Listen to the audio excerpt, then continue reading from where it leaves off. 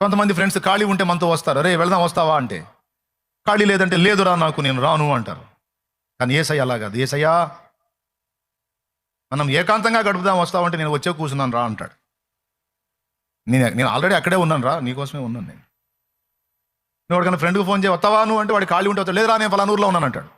కానీ యేసయ్యకి ఫోన్ చేయి, యేసయ్య మనం ఏకాంతంగా కాసేపు ముచ్చటిద్దాం అనుకుంటున్నాం, కాసేపు నేను నీతో మాట్లాడాలనుకుంటున్నాను, కాసేపు గడుపుతావా నాతో అంటే, బాబా నేను ఎప్పుడో వచ్చి కూర్చున్నాను రా అంటాడు. కాదా కాదా?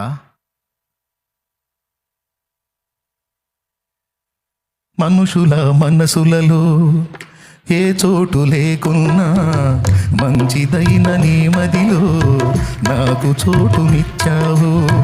పలుకరించు వారెవరు నాదరికి రాకున్నా నన్ను పలుకరించగా పరితపిస్తూ ఉన్నావు.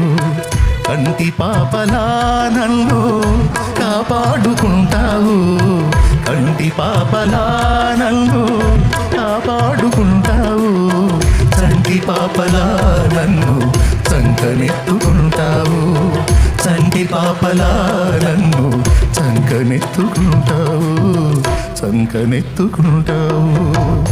ఊహించలేదయ్యా ఈ జీవితం, వర్ణించలేనయ్యా ఈ భాగ్యమో. మంచి స్నేహితుడు కాదు, మంచి ప్రేమికుడు కాదు.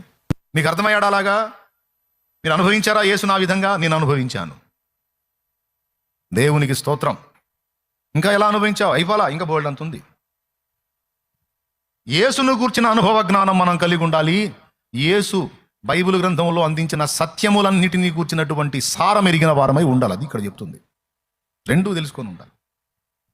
వాక్య సారాంశ సత్యం తెలుసుకోవాలి, అలాగే వాక్యమై ఉన్న సత్యమై ఉన్న యేసును కూడా అనుభవించాలి. రెండు మనం తెలుసుకొని ఉండాలండి.